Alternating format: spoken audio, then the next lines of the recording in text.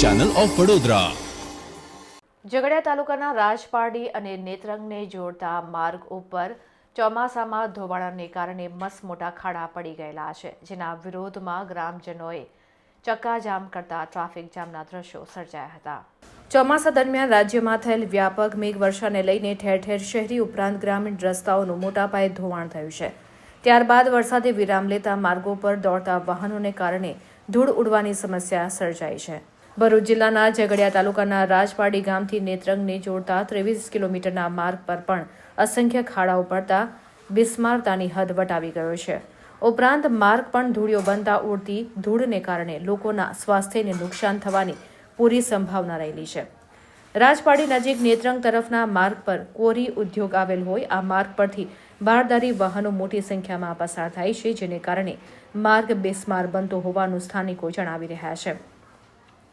વળી હિંગોરિયા ગામે માર્ગ નજીક શાળા આવેલી હોય શાળાના છાત્રોને પણ ઉડતી ધૂળથી એલર્જી સહિત સ્વાસ્થ્ય બગડવાની સંભાવનાઓ રહેલી છે।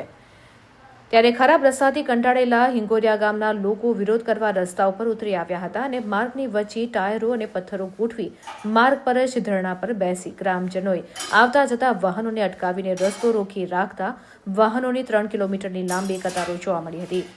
ખરાબ રસ્તાથી ત્રસ્ત ગ્રામજનોએ વાહનો રોકી રાખતા ચક્કાજામ સર્જાયો હતો।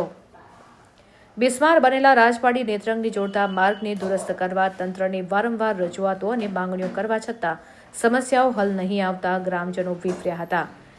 ત્યારે મંગળવારે સવારના સમય દરમિયાન રાજપારડી નેત્રંગ માર્ગ પર આવેલ હિંગોરિયા ગામના સ્થાનિકો વિરોધ પ્રદર્શિત કરવા રોડ ઉપર ઉતરી આવ્યા હતા અને નેત્રંગથી રાજપારડી અને રાજપારડીથી નેત્રંગ તરફ જતા વાહનો હિંગોરિયા ગામ પાસે આંદોલનકારી ગ્રામજનોએ અટકાવી દીધા હતા। ગ્રામજનોએ ખરાબ અને ધૂળિયા માર્ગને લઈને વાહનો અટકાવી દેતા બંને તરફ 3 કિલોમીટર જેટલી લાંબી વાહનોની લાઈનો જોવા મળી હતી। લગભગ 2 કલાક સુધી લોકોએ વાહનો અટકાવી દીધા। ઝઘડિયા મામલતદાર માર્ગ અને મકાન વિભાગ ભરૂચ રાજપારડી પોલીસે મહામહેનતે ગ્રામજનોને સમજાવતા જણાવ્યું હતું નજીકના દિવસોમાં તાકીદે આ માર્ગનું સમારકામ હાથ ધરાશે તેમ બાહેધરી આપતા જ હાલ પૂરતો મામલો થાળે પડ્યો હતો। ત્યારબાદ લોકોએ વાહનો જવા દેતા વાહન વ્યવહાર પૂર્વવત થયો હતો। નમસ્કાર, આજ રોજ હું ધનરાજ વસાવા અહીં હિંગોરિયા ગામ ખાતે ઝઘડિયા તાલુકાના હિંગોરિયા ગામ ખાતે આ સ્થાનિકોના પ્રશ્નોને વાચા આપવા માટે તેમની સાથે અમે અહીં રસ્તા રોકો આંદોલન અમારે કરવું પડ્યું હતું। આ સ્થાનિકો અહીં જે મોટા સોરવા સરકારી શાળા આવેલી છે ત્યાં 150 થી 200 બાળકો ભણતર માટે આવે છે।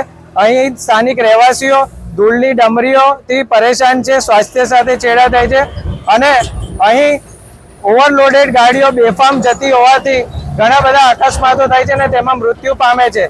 હવે આજે અમારે આ ચક્કાજામનો અમે જે કાર્યક્રમ રાખ્યો તેમાં અમારી માંગ અમે મૂકી હતી કે જવાબદાર અધિકારી આવે અને અમારી રજૂઆત સાંભળે, સ્થાનિકોની રજૂઆત સાંભળે અને ચોક્કસ મુદ્દતમાં અહીં કામ શરૂ થાય તે અમારી માંગ હતી।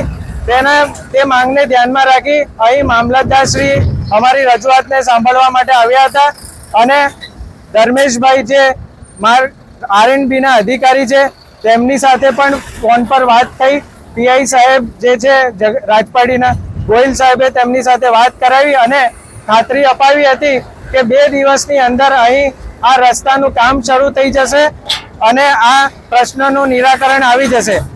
જો આ પ્રશ્નનું નિરાકરણ આવી જશે તો સુખદ એનો અંત અહીં જ આવી જશે, પણ જો આ પ્રશ્નનો અંત નહીં આવ્યો, 2 દિવસમાં કામ નહીં શરૂ થયું તો શનિવારથી ફરી ચક્કાજામનો કાર્યક્રમ કરવામાં આવશે। જય હિન્દ, જય ગરવી ગુજરાત।